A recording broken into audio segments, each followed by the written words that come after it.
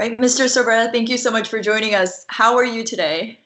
I'm very well, thank you, Camila. Good morning to you as well, and good morning to all your viewers at TLN. Of course. Now, talk to us a little bit about how you've been during this situation. I mean, are you able to work from home? Are you practicing social distancing? What's the status on that? Well, I am at the office. I'm the only one at the office. All my staff are working remotely, and I'm here helping my constituents. We have a number of constituents that are stranded, I would say, in Peru, in Guyana, one in the Philippines, and a couple that are still in Europe that will be making their way home. So my first priority is to get these folks home and get them the information they need to get home. The second thing is to help the constituents that have lost their jobs, unfortunately, hopefully just temporary. So that's been my main focus here at the office. Yeah, and I guess the primary concern for most Canadians is health, but there is also that overwhelming concern for their financial situation. What's the latest update? What's the number one priority right now for you to help these Canadians get back on their feet?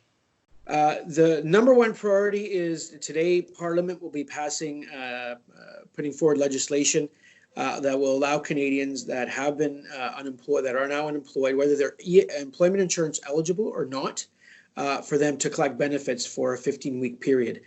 This is to allow Canadians to give them some money directly, and also allow them to ensure that they know we have their backs. We're also increasing the Canada Child Benefit by about $550 in May for the average family, and we'll be doing topping up the GST, HST tax credit, so $400 for single individuals and approximately $600 for couples, and that will help 12 million Canadians. So we're putting in place a lot of measures. This is just phase one. We understand it, but we are putting in place a lot of measures, and it'll be going through Parliament actually today.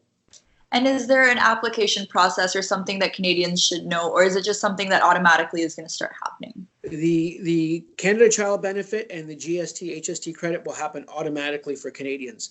The employment insurance, if you've been laid off and you are eligible for employment insurance, you follow the normal process of going through Service Canada.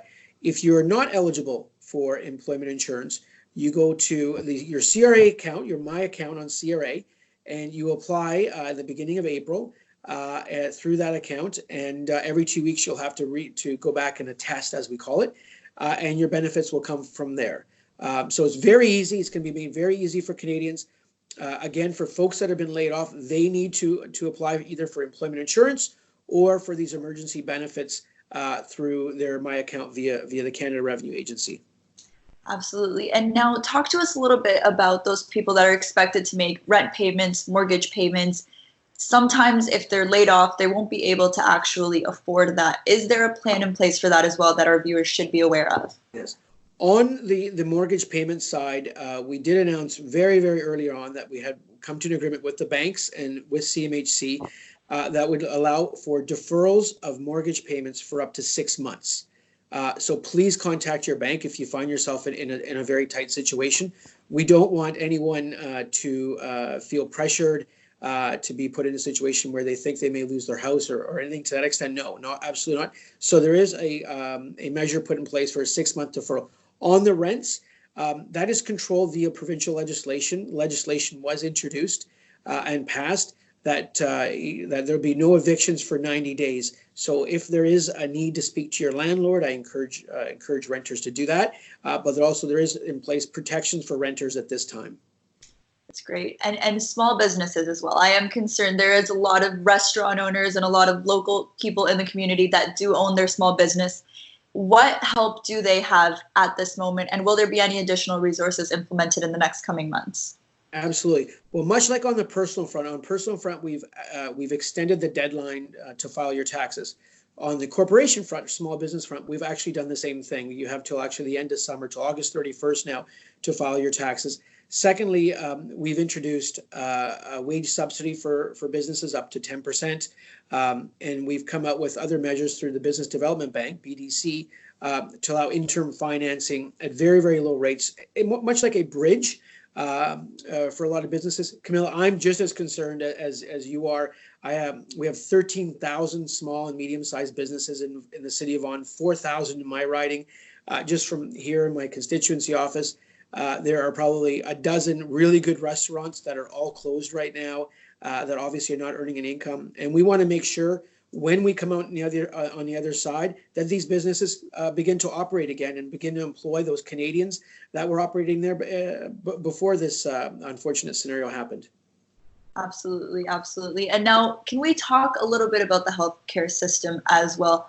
I mean, we do know that there is right now in Canada a critical lack of respirators per capita. I mean, even compared to Italy, we have lower numbers. Is there anything being done about this, and how long or when until we see this? So both the provincial government and federal government, along with industry and universities, are mobilized on this front. What we've seen is a number of companies have stepped up through this innovative 3D printing, through retooling, and we're getting to a spot where I feel very confident that our healthcare system will have the resources to protect Canadians, and that is a number one priority. I know both for the federal, provincial government, and even at the regional level, is the health and safety of Canadians, and that's been a priority since day one, since the first $1 billion that we announced as a government. That went, most of it went into healthcare, and what we've seen since then is our companies doing very imaginative things very quickly, and ensuring that Canadian safety is number one, priority number one.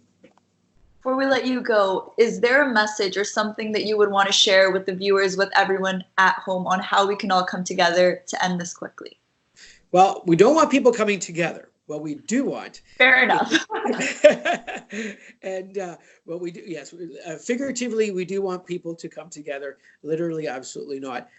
What we want is people, if you are able to stay home, please stay home. If you do need to go out, practice social distancing. Obviously, it's a pressure, a change in societal norms, and please practice good hygiene.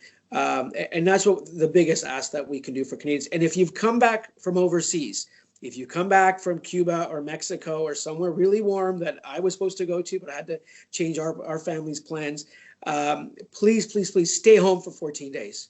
Please self-quarantine. If you need to go to the grocery store, send a friend, send a relative, order what you need to order and pick it up. But please, I ask those folks returning from vacation to please self-isolate for the next 14 days. 1 million Canadians have come home from abroad in the last 10 days. And we need those folks to really practice social distancing, again, good hygiene, and where possible to the maximum, please stay home. Of course. Well, thank you so much, Mr. Sorbara, for all of these important answers, and of course for your time. No, thank you, Camila. You have a wonderful day, and all the best to you and your viewers and your family. Thank you. You as well. Thank you.